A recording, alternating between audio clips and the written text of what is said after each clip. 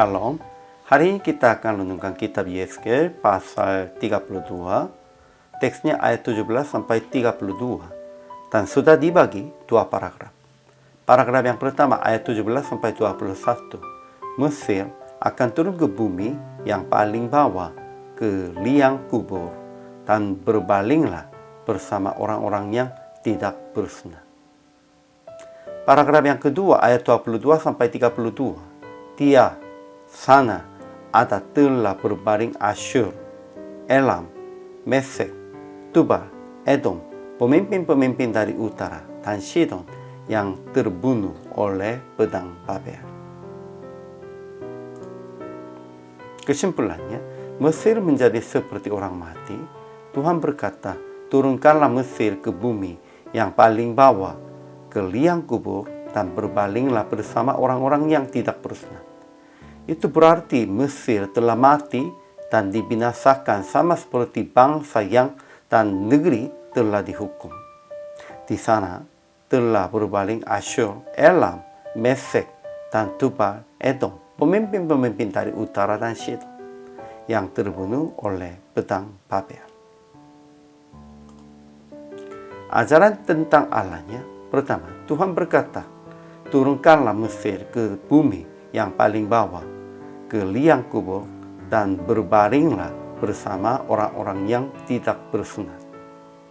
Kedua, Tuhan berkata, mereka yang menimbulkan ketakutan di dunia orang-orang hidup akan menanggung nodanya bersama orang-orang yang turun ke liang kubur, akan terlentang di tengah orang-orang yang tidak bersunat, bersama orang-orang yang mati terbunuh oleh pedang.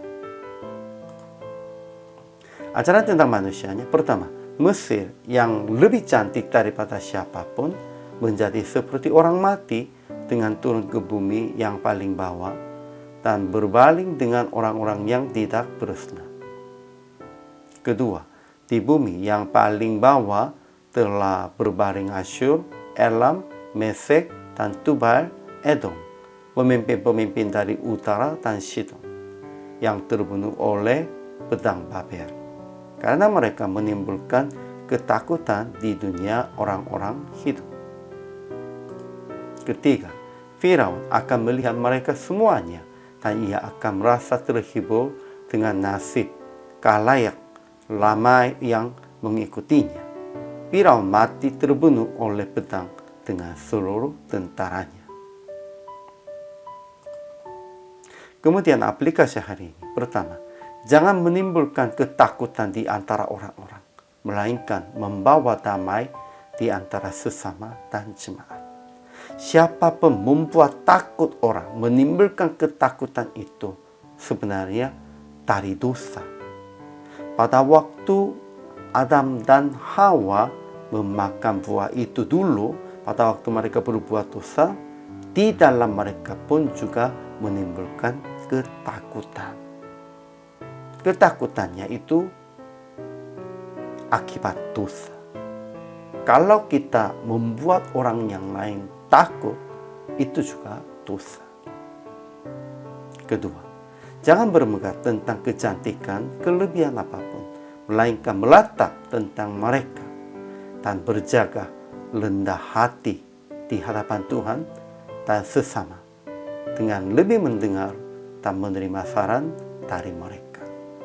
Kita harus berjaga rendah hati dan menghargainya orang lain.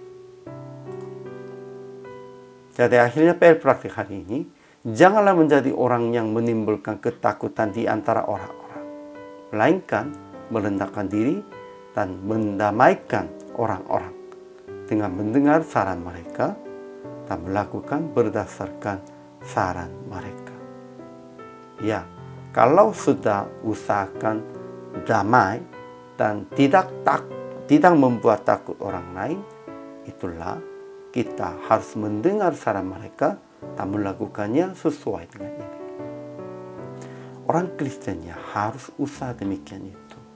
Bahkan hamba Tuhannya harus usaha juga itu. Hari ini juga selama melayani, Tuhan Yesus memberkati.